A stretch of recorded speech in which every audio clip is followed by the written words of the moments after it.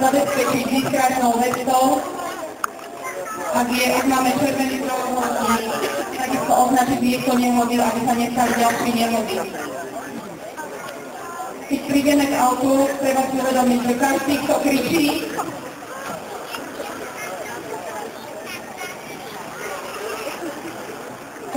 kričí, tak ten je živý. Každý, kto kričí, ten je živý. A ten, kto je ticho, tak toho treba ošetrovať najskôr, lebo môže byť šoker. Ja odovzdám teraz slovo ľuďom z Slovenského Červeného kríža, aby okomentovali, čo sa deje.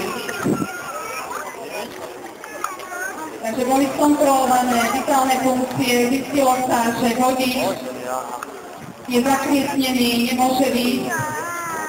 Druhý pacient má zranenú hlavu, sa uchránili pred zranením.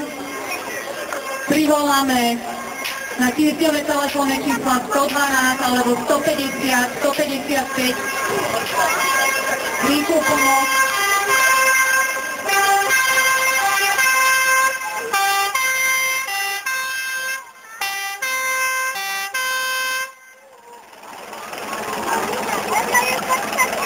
Treba upozorniť, že keď sa nikdy neskúša pri zranení, ktorý stráca času, treba v prvom rade vizuálne vidieť, či človek nadvihuje sa mu hrudný kôž, či dýcha. A takisto nikdy na silu nevyťahujeme z auta zranených, lebo môžu mať poškodenú chrbticu. Profesionálni záchranári zakladajú na zaistenie zraneného volie, zatiaľ čo ďalší zabezpečujú auto proti posunutiu, čo je veľmi dôležité. A takisto musia zabezpečiť auto proti vzniku požiaru.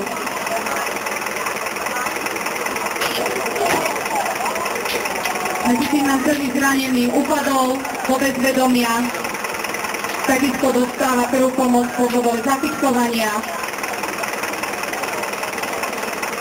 Hasiči musia skontrolovať zapojenie batérie v automobile, ktorá môže spôsobiť vznik požiaru.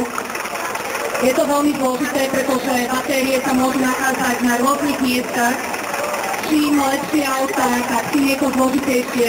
Najhoršie sú ešte rôzne alternatívne pohony v aute, tlačený zemný plyn, zaplnený propan-bután, zaplnený zemný plyn, ktoré môžu vybuchnúť alebo aktivovať airbagy, ktoré môžu zraniť záchranárov.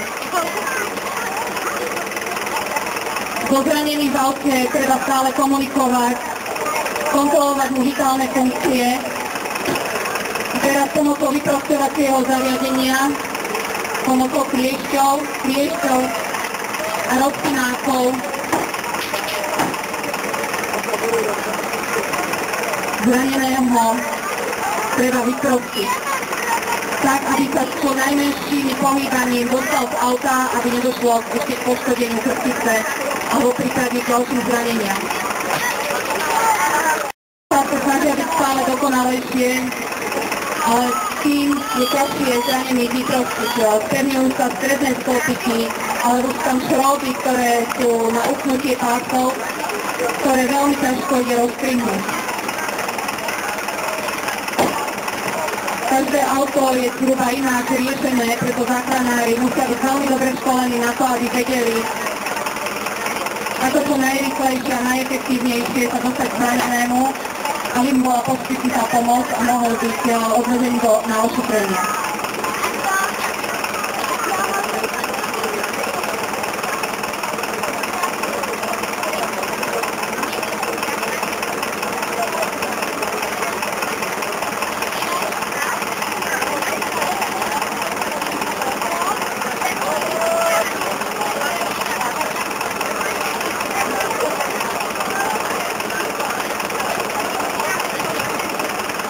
Takže prvého zraneného nám odváža zdravotná služba. Zafixovaný dostal prvotné ošetrenie.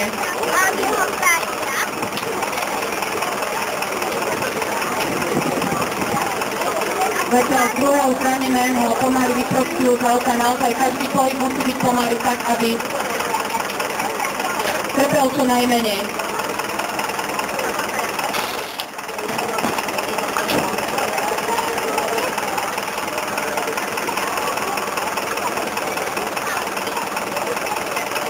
Zranenému neustále treba kontrolovať vitálne funkcie, to znamená, či dýcha, treba s ním komunikovať,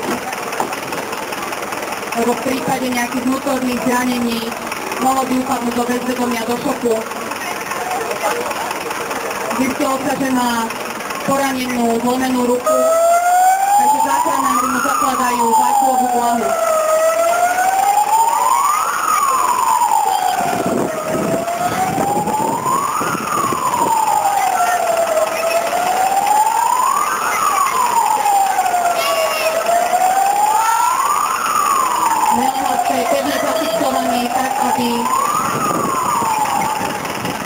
Bol poriadne upevnený, aby nedošlo k jeho ďalším zraneniam, aby netrpel. Je zafixovaná hlava.